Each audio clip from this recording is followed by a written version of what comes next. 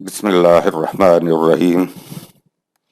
مطالبہ الفرقان، سورہ الممتحنہ، مدنی، نمبر 60، آیت نمبر 1۔ قرآن مجید کی تفسیر خود قرآن مجید سے، از علامہ غلام احمد پرویز صاحب، اخذ و تلخیص محمد اکبر دیکشت بھاردواج، نظر ثانی ڈاکٹر انعام الحق۔ بسم اللہ الرحمن الرحیم۔ اے اللہ، میری تمام تر کوششوں کا مقصد ربوبیت عامہ کے لیے تیری صفات کو بانداز رحمانیت اور رحیمیت معاشرے کے اندر ظہور میں لانا ہے۔ آیت نمبر 1۔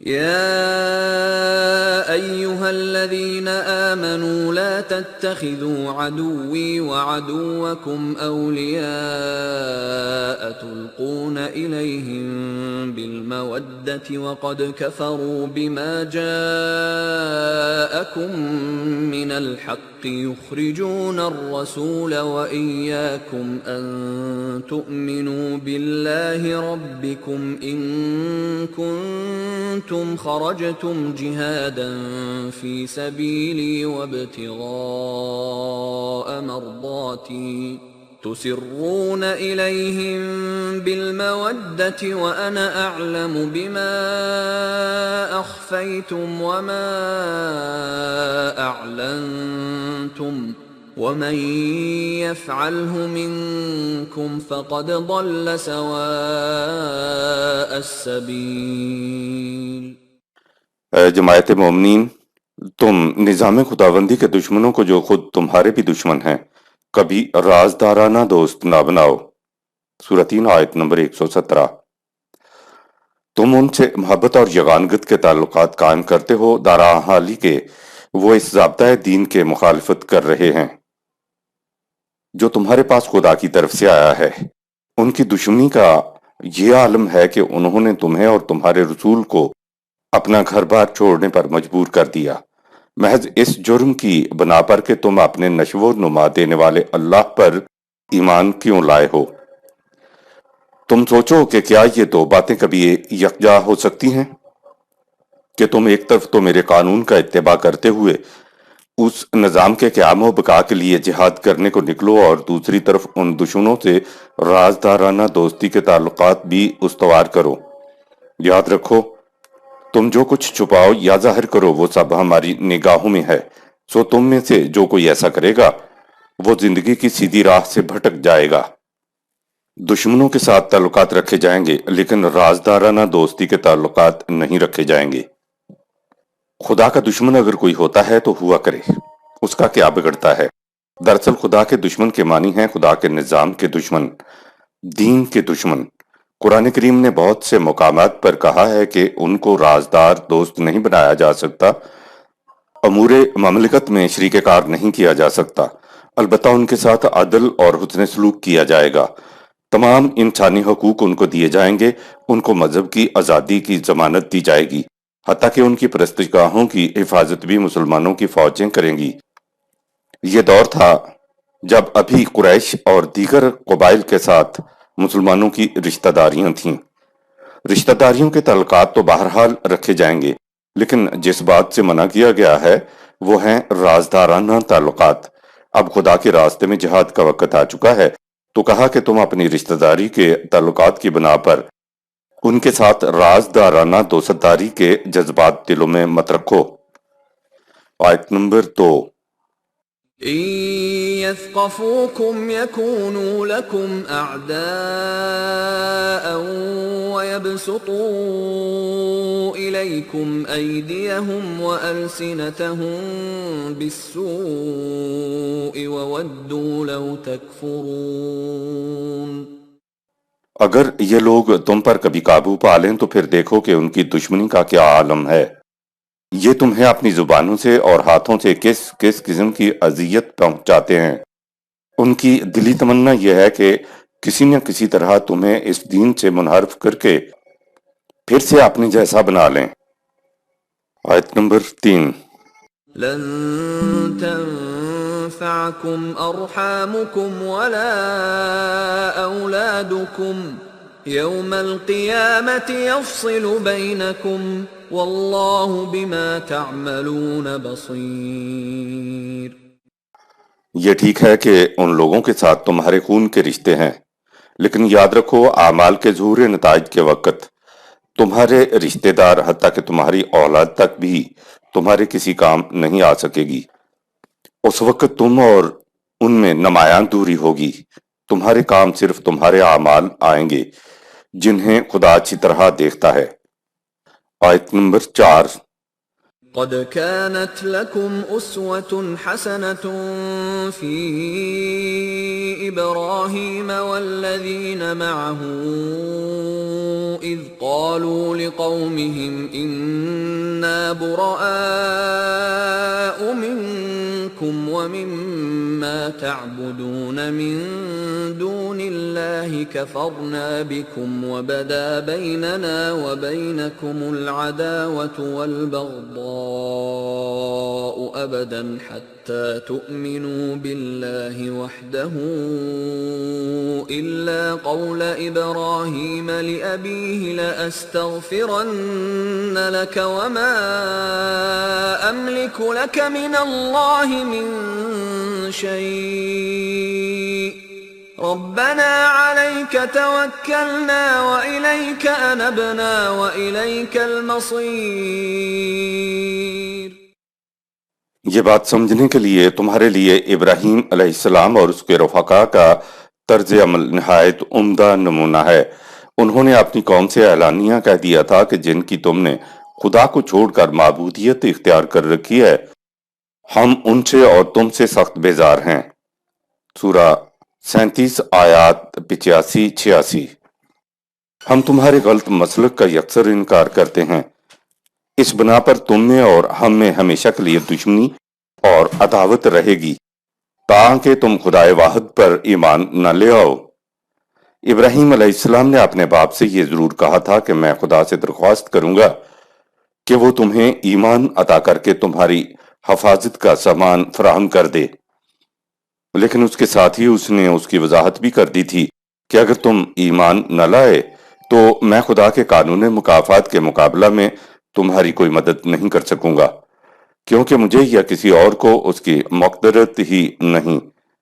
اور اپنے نشو و نما دینے والے اللہ سے کہا کہ تیرے قانون کی صداقت اور محکمیت پر ہمارا پورا بھروسہ ہے، ہم ان سب سے منہ موڑ کر خالصتاً تیرے قوانین کا اتباع کرتے ہیں، اور سفر زندگی میں ہمارا ہر قدم تیری ہی طرف اٹھے گا۔ باپ ایمان نہ لایا تو بالآخر ابراہیم علیہ السلام نے اسے چھوڑ دیا۔ سورہ 9 آیت 114، سورہ 14 آیت 41، سورہ 19 آیت نمبر 47۔ آیت نمبر 5۔ ربنا لا تجعلنا فتنة للذين كفروا واغفر لنا ربنا انك انت العزیز الحکیم۔ اس کے ساتھ ہی انہوں نے اپنے نشو و نما دینے والے سے یہ درخواست بھی کی کہ ایسا نہ ہو جائے کہ ہم ان لوگوں کا تختہ مشق بن جائیں جو تیرے دین کا انکار کر رہے ہیں، اس لیے تو ہمیں سامان حفاظت عطا فرما، تو ہر ایک پر غالب اور بڑی حکمتوں کا مالک ہے۔ فتنتن کا مفہوم ایک تختہ پر غبارے لگے ہوئے ہوتے ہیں جس پر لوگ چھرے والی بندوق سے غباروں کا نشانہ لیتے ہیں، اس تختہ میں چھید ہو جاتے ہیں۔ تختہ میں چھیدوں سے سوراخ ہو جانے کو فتنہ کہتے ہیں، اسی کو تختہ مشق کرنا کہتے ہیں۔ کہا کہ الہ العالمین ایسا نہ ہو جائے کہ ہم ان لوگوں کا تختہ مشق بن جائیں جو تیرے دین کا انکار کر رہے ہیں۔ قصائی کی کھوڑی جس پر وہ گوشت کاٹتا ہے، اس کو بھی فتنہ کہتے ہیں۔ آیت نمبر 6۔ لقد كان لكم فيهم أسوة حسنة لمن كان يرجو الله واليوم الآخر ومن يتول فإن الله هو الغني الحميد۔ یہ تھا ابراہیم علیہ السلام اور اس کے ساتھیوں کا وہ طرز عمل جس میں ہر اس شخص کے لیے پیروی کا عمدہ نمونہ ہے جو اللہ اور آخرت پر یقین رکھتا ہو۔ جو شخص اس طرز عمل سے روگردانی اختیار کرے گا تو اس سے اس کا اپنا ہی نقصان ہوگا۔ خدا تو اس سے بے نیاز ہے کہ تم کیا کرتے ہو۔ وہ اپنی ذات میں جملہ ستودہ صفات کا مالک ہے۔ اسواتن کا بنیادی مفہوم۔ اسوہ کے عام معنی تو یہی ہیں کہ کسی کا اتباع کرنا، ماڈل کے مطابق اپنے آپ کو متشکل کرنا، لیکن اس کے اندر کچھ بنیادی معنی ہیں۔ عربوں کی زبان میں محض اتباع کو اسوہ نہیں کہتے، وہ اس کو اسوہ یا اتباع کہتے ہیں جس سے کسی کے دکھوں کا علاج ہو، جس سے کسی پریشان کو تسلی ملے، جس سے کسی کو اضطراب میں سکون حاصل ہو، یعنی ایسا اتباع جس کا نتیجہ دکھوں کا علاج، پریشانیوں کا مداوع، اضطرابیوں سے سکون ہو، تو اسے عرب اسوہ کہتے ہیں۔ اس آیت میں حضرت ابراہیم علیہ السلام کی اسوہ کا ذکر ہے، تو دوسرے مقام پر نبی اکرم صلی اللہ علیہ وسلم کے اسوہ کو سورہ 33 آیت نمبر 21 انسانوں کے لیے ماڈل قرار دیا ہے۔ قرآن میں یہی دو شخصیتیں ہیں جن کے اسوہ کو ماڈل قرار دیا گیا ہے۔ آیت نمبر 7۔ عسى الله أن يجعل بينكم وبين الذين عاديتم منهم مودة والله قدير والله غفور رحيم۔ تم جلدی نہ کرو، وہ ایسے حالات پیدا کر رہا ہے کہ جن لوگوں کے ساتھ اس وقت تمہاری دشمنی ہے وہ ایمان لائیں اور ان میں اور تم میں محبت اور یکانگت کے تعلقات پیدا ہو جائیں۔ یہ سب کچھ خدا کے مقرر کیے ہوئے اندازوں، قوانین کے مطابق ہوتا ہے۔ انہی اندازوں کے مطابق تمہیں سامان حفاظت اور متاع نشو و نما ملتی ہے۔ فتح مکہ کے بعد یہ تمام مخالفین اسلام لے آئے تھے اور یہ صحابہ کی جماعت میں شامل ہوئے۔ تاریخ میں ہمیں ان کے قابل فخر کارنامے ملتے ہیں۔ یہ آیت ایسے موقع پر نازل ہوئی جب نظر بظاہر اس کا امکان ہی نظر نہیں آتا تھا، تو خدا نے یہ کہا کہ عنقریب یہ چیز ہوگی، یہ مخالفین تم سے آ ملیں گے۔ آیت نمبر 8۔ لا ينهاكم الله عن الذين لم يقاتلوكم في الدين ولم يخرجوكم من دياركم أن تبروهم وتقسطوا إليهم إن الله يحب المقسطين۔ جن لوگوں نے تم سے جنگ نہیں کی اور نہ ہی تمہیں تمہارے گھروں سے نکالا، تم ان غیر مسلموں سے کشادہ ظرفی کا سلوک کرو اور ان کے ساتھ عدل و انصاف سے پیش آؤ۔ سورہ 5 آیت نمبر 8۔ عدل و انصاف تو ان دشمنوں تک سے بھی کیا جائے گا جو تمہارے خلاف جنگ کرنے کے لیے نکلائیں، اس لیے کہ اللہ انصاف کرنے والوں کو پسند کرتا ہے۔ قرآن نے یہاں کفار میں سے ایک گروہ کو الگ بیان کیا ہے۔ یہ گروہ ان لوگوں پر مشتمل تھا جنہوں نے نہ تو مسلمانوں سے جنگ کی اور نہ ہی انہیں ان کے اپنے گھروں سے نکالا، اور نہ ہی جنگ اور گھروں سے نکالنے میں مدد کی۔ دوسرا گروہ وہ ہے جو ان جرائم کا مرتکب ہوا تھا۔ آیت نمبر 9۔ انما ينهاكم الله عن الذين قاتلوكم في الدين واخرجوكم من دياركم وظاهروا على اخراجكم ان تولوهم ومن يتولهم فاولئك هم الظالمون۔ قانون خداوندی تمہیں جس بات سے روکتا ہے وہ صرف یہ ہے کہ جن لوگوں نے تمہارے خلاف دین کے معاملہ میں جنگ کی، یا جنہوں نے تمہیں تمہارے گھروں سے نکالا ہے، یا ایسا کرنے والوں کی مدد کی ہے، تم ان لوگوں سے رازدارانہ دوستی کے تعلقات مت قائم کرو۔ جو لوگ ان سے رازدارانہ دوستی کے تعلقات قائم کریں گے وہ مجرم قرار پائیں گے۔ یہاں قرآن کریم نے بتا دیا کہ جو لوگ تمہارے خلاف جنگجوانہ جذبات رکھتے ہیں ان کے ساتھ دوست داری کے تعلقات قائم نہ کرو۔ فی الدین سورہ 60 آیت نمبر 9 کہہ کر بتا دیا کہ یہ وہ لوگ ہیں جنہوں نے تمہارے ساتھ دین کے معاملے میں جنگ کی۔ اس کے علاوہ بتایا کہ یہ وہ ہیں جنہوں نے تمہیں گھروں سے نکالا یا جنہوں نے جنگ اور گھروں سے نکالنے میں مدد کی۔ رہی تمہاری آپس کی قبائلی جنگیں تو یہ فی الدین جنگیں نہیں ہیں۔ مخالفین سے رازدارانہ دوستی کے تعلقات رکھنے سے منع کیا ہے، لیکن کہا کہ عدل و احسان سب کے ساتھ کرو۔ آیت نمبر 10۔ يا أيها الذين آمنوا إذا جاءكم المؤمنات مهاجرات فامتحنوهن الله أعلم بإيمانهن فإن علمتموهن مؤمنات فلا ترجعوهن إلى الكفار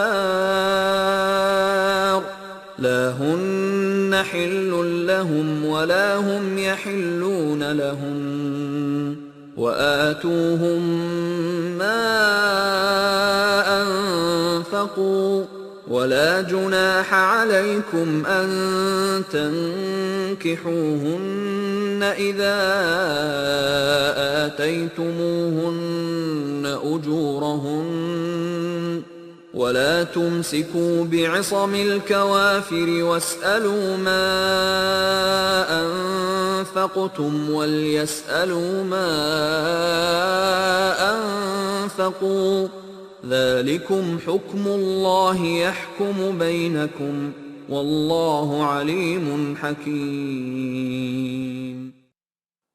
اے جماعت مومنین، جب مسلمان عورتیں مکہ سے ہجرت کر کے تمہاری طرف آئیں تو تم ان کے حالات کی تحقیق کر لیا کرو۔ اللہ تو جانتا ہے کہ ان میں سے کون کون سچے ایمان کے ساتھ تمہاری طرف آ رہی ہیں، لیکن تم بھی تحقیق کر لیا کرو۔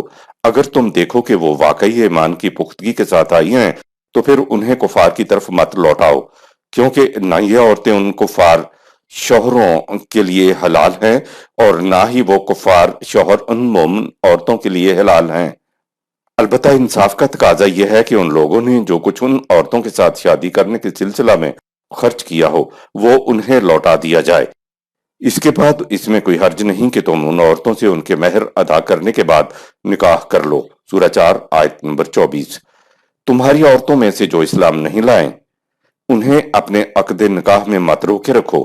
جو کچھ تم نے ان کافر عورتوں کے ساتھ شادی کرنے کے سلسلہ میں خرچ کیا تھا اس کا مطالبہ کفار سے کر لو، اور ان کی جو عورتیں مسلمان ہو کر تمہاری طرف آ گئی ہیں ان کے سلسلہ میں جو واجب الادا ہو وہ انہیں دے دو۔ یہ تمہارے لیے خدا کا فیصلہ ہے جو وہ تمہارے درمیان کر رہا ہے۔ اختلافی معاملات کے فیصلے قوانین خداوندی کے مطابق ہونا چاہیے، اس لیے کہ خدا کے فیصلے علم اور حکمت پر مبنی ہوتے ہیں۔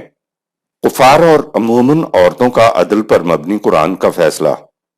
ہجرت کے بعد کچھ ایسی عورتیں تھیں جو مسلمان ہوئیں اور جیسے جیسے انہیں موقع ملتا گیا وہ وہاں سے مدینے کی طرف خود ہی آتی چلی گئیں۔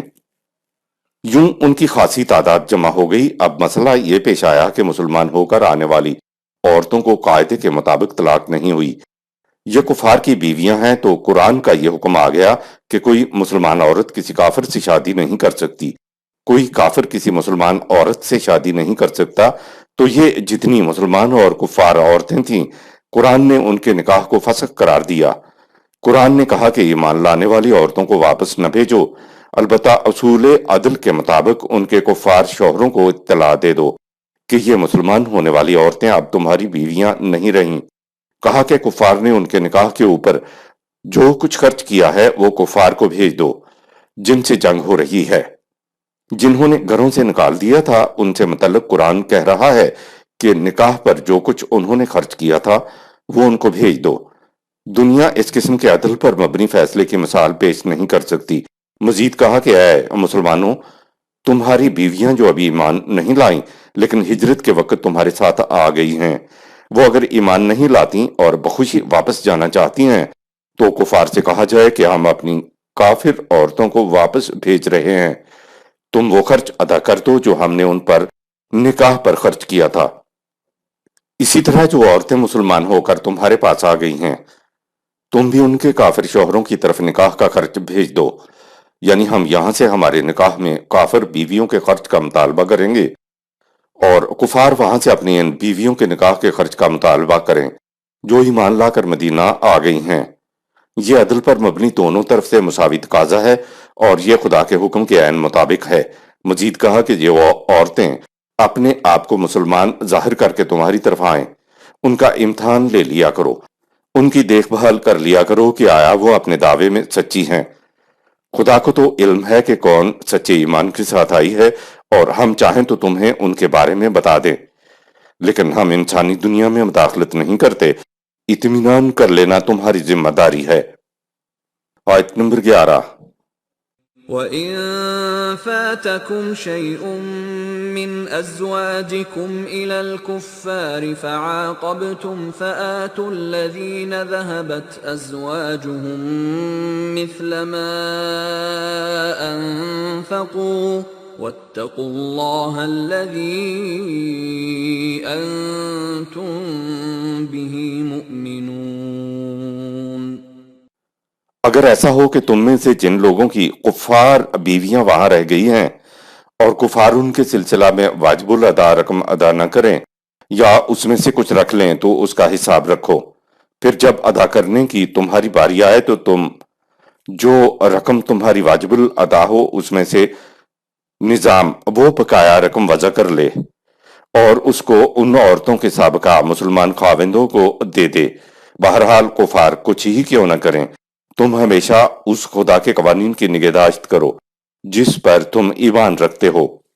آیت نمبر 12۔ يا أيها النبي إذا جاءك المؤمنات يبايعنك على ألا يشركن بالله شيئا ولا يسرقن ولا يزنين ولا يقتلن أولادهن ولا يأتين ببهتان يفترينه بين أيديهن وأرجلهن ولا يعصينك في معروف فبايعهن واستغفر لهن الله إن الله غفور رحيم۔ اے نبی، جب مومن عورتیں ہجرت کر کے تمہارے پاس آئیں تو تم نظام خداوندی کے سربراہ کی حیثیت میں ان سے اطاعت کا عہد لیا کرو، اور وہ یہ ہے کہ وہ اللہ کے ساتھ کسی کو شریک نہیں کریں گی، چوری نہیں کریں گی، زنا کی مرتکب نہیں ہوں گی، اپنی اولاد کو قتل نہیں کریں گی۔ سورہ 81 آیت نمبر 8۔ اور کسی پر ایسا بہتان نہ باندھیں گی جسے انہوں نے جان بوجھ کر اپنی جی سے گھڑ لیا ہو، اور معروف میں یعنی قانونی معاملات میں تیری نظام کے احکامات کی نافرمانی نہیں کریں گی۔ تم ان امور کا ان سے عہد لے لیا کرو اور پھر نظام خداوندی کی طرف سے ان کی حفاظت کا انتظام کرو۔ تمام افراد معاشرہ کی حفاظت اور نشو و نما اس نظام کے ذمہ ہے۔ قتل کے معنی ذبح کرنا ہی نہیں ہے، ایک تو یہ ہے کہ ان کے ہاں بعض قبائل میں لڑکیوں کو زندہ کاٹ دیا جاتا تھا، دوسرا یہ کہ قتل کے معنی ذلیل کرنا، پست رکھنا، کمزور رکھنا بھی آتے ہیں کہ اولاد کے ساتھ ان کا سلوک یہ نہیں ہو۔ رہی بات معروف کی تو یہ وہ ہیں جنہیں قرآن اپنے ہاں صحیح تسلیم کرتا ہے۔ آیت نمبر 13۔ یا ایھا الذین آمنوا لا تتولوا غضب اللہ علیہم قد یئسوا من الآخرۃ کما یئس الکفار من اصحاب القبور۔ اے جماعت مومنین، جو لوگ نظام خداوندی کی نگاہ میں مغضوب اور معتوب قرار پا چکے ہیں ان کے ساتھ رازداری کے دوستانہ تعلقات مت قائم کرو۔ یہ لوگ قانون مکافات اور حیات آخرت کے اسی طرح منکر ہو چکے ہیں جس طرح وہ کفار منکر ہو چکے ہیں جو اسی حالت میں مرکب کر قبروں میں پہنچ چکے ہیں۔ معاہدے حضور صلی اللہ علیہ وسلم نے بھی کیے، اس سے قرآن نہیں روکتا، لیکن دوستداری کے یگانگت کے تعلقات صرف اپنوں سے رکھے جائیں گے۔ قرآن یہ اصول دیتا ہے کہ جو لوگ قرآنی قوانین کو تسلیم نہیں کرتے وہ تم میں سے کیسے ہو سکتے ہیں۔ صدق اللہ العظیم۔ یہاں سورہ الممتحنہ اختتام پذیر ہوئی۔ شکریہ۔